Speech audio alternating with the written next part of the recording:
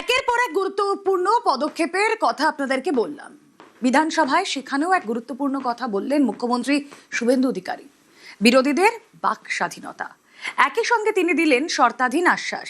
Vote পরবর্তী অশান্তিতে কেউ ঘরছাড়া হলে বাড়ি ফেরানো হবে, তবে 21-এর ভোট পরবর্তী অশান্তির সঙ্গে যদি তারা জড়িত থাকে, রিয়াত নয়।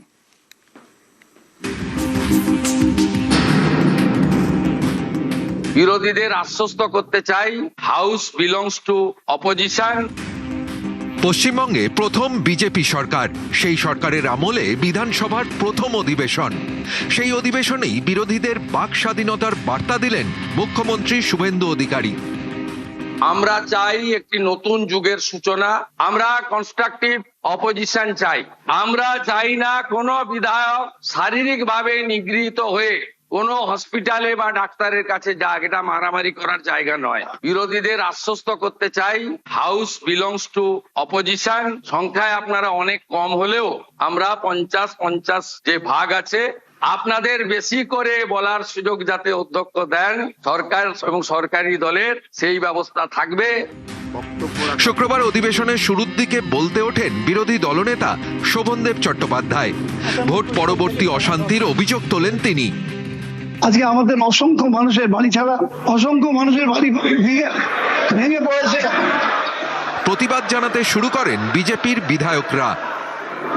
মাননীয় সদস্যরা, আমি আপনাদের বলছি, আজকে ওনারা এজেন্ডার বাইরে গিয়ে বলছেন, আপনারা শুনুন, বাধা দেবেন না, ঠিক যথাসময়ে উত্তর সরকার দিয়ে দেবে। মুখ্যমন্ত্রীর বার্তার পর ফের বলতে ওঠেন বিরোধী দলনেতা। আজকে বলা হয়েছিল ভয় চলে যাবে, ভরসা আসবে। আজকে ভরসা নেই, কিন্তু ভয় 4 গুণ বেড়ে গেছে। বহু মানুষ ঘর ছাড়া হয়ে আছে। আজকে আমি মুখ্যমন্ত্রীর কাছে অনুরোধ করব, আজকে আপনারা সেই ব্যবস্থা করুন যাতে করে ভরসা ফিরে আসে, মানুষ তার নিজের বাড়িতে ফিরতে পারে। বিরোধী দলনেতাকে বলতে দেওয়া হয়, তার বক্তব্য শোনেন মুখ্যমন্ত্রী, তারপর বলতে ওঠেন। যদি কেউ ঘর ছাড়া থাকে, আপনি মাননীয় ডিজিপির কাছে তালিকা দেবেন, কিন্তু শর্ত একটাই, ওই ব্যক্তির বিরুদ্ধে 2021 সালে নির্বাচন পরবর্তী সন্ত্রাসের যে 12,500 এফআইআর হয়েছিল, তার কোনো অভিযোগ নেই। একদম পরিষ্কার শর্ত, আপনি তালিকা দেবেন।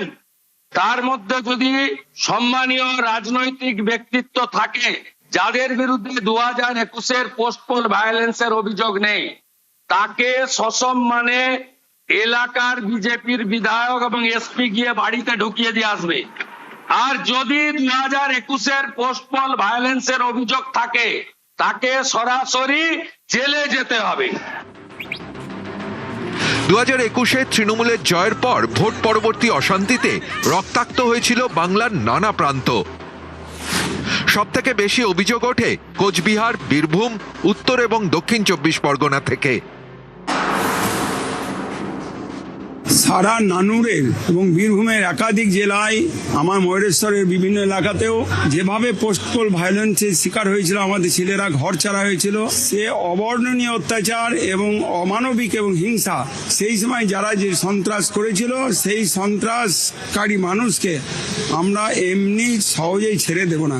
তুফানগঞ্জের মানুষ, কোচবিহারের মানুষ, দিনহাটার মানুষ, জলপাইগুড়ির মানুষ, কেউ এখনো, উত্তরবঙ্গের মানুষ এখনো ভুলতে পারছে না। তারা যে বাড়িঘর ভেঙেছে, এমনকি ছোট শিশু ছিল তাদের এমনভাবে বাড়ি ভাঙা হয়েছে, তাদের যে বাচ্চাকে দুধ খাওয়াবে তার চামচটা অবধি রাখেনি। সেগুলো মানুষ ভুলে যায়নি। কাতারে কাতারে মানুষ, হাজার হাজার মানুষ সব পালিয়ে গেছে আসামে। দিনের পর দিন, মাসের পর মাস তাদের ক্যাম্পে থেকেছে। মানুষের বাড়ি ঘর জ্বালিয়ে দেওয়া হয়েছিল, পুকুরে বিষ ঢেলে দেওয়া হয়েছিল। সব মানুষ বাড়ি ছাড়া হয়ে আসামে শেল্টার নিয়েছিল। আমরা একটু তো কোনো কিছু ভুলে যাইনি। 2021 সালে বিধানসভা ভোটের ফল ঘোষণা হয়েছিল 2রা মে। জাতীয় মানবাধিকার কমিশনের রিপোর্টে উল্লেখ করা হয়, 2রা মের রাত থেকেই হামলা শুরু হয় নির্দিষ্ট একটি রাজনৈতিক দলের নেতা কর্মীদের টার্গেট করে। খুন, ধর্ষণ, বাড়িতে ভাঙচুর, লুটপাট কোনো অভিযোগই বাদ যায়নি। বিজেপির অভিযোগ, ফল গণনার পর দুদিন একেবারে নিষ্ক্রিয় হয়ে বসেছিল পুলিশ। এনএইচআরসির রিপোর্ট অনুযায়ী ভোট পরবর্তী অশান্তির কারণে 2রা মে থেকে 20 জুনের মধ্যে 29 জনকে খুনের অভিযোগ দায়ের হয়। খুন সহ সমস্ত অভিযোগ যোগ করলে সংখ্যাটা 2000-এর কাছাকাছি। 21-এর এই ক্ষত বুকে নিয়েই 26-এ ভোটের ময়দানে ঝাঁপিয়েছিল বিজেপি। তবে পদ্ম নেতাদের মুখে বদলা নয়, ছিল বদলের প্রতিশ্রুতি। ভোটের ফল প্রকাশের পর অবশ্য রাজ্যের কয়েকটি এলাকা থেকে অশান্তির খবর আসে। বিজেপির পতাকা হাতে নিয়ে গেরুয়া আবির মেখে তৃণমূলের অফিসে অনেকে হামলা করেন। এই ছবি বদলাতে শুরু থেকেই কড়া অবস্থান নেয় বিজেপি নেতৃত্ব। বার্তা দেন খোদ প্রধানমন্ত্রী।